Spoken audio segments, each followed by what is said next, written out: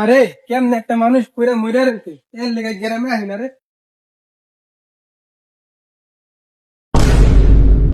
দূর মিয়া আপনি যেমন পড়ে আসলেন আমি তো মনে করছি আপনি সাদা আসমানের উপরে গেছিলেন।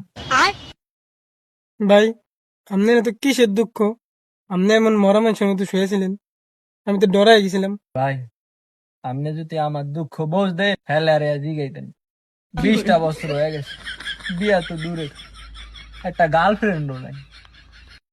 আচ্ছা ভাই, আপনার একটা কথা জিগাই, আপনি তো শহরে থাকেন, শহরে তো অনেক মাইয়া আছে, আপনার কি গার্লফ্রেন্ড আছে ভাই?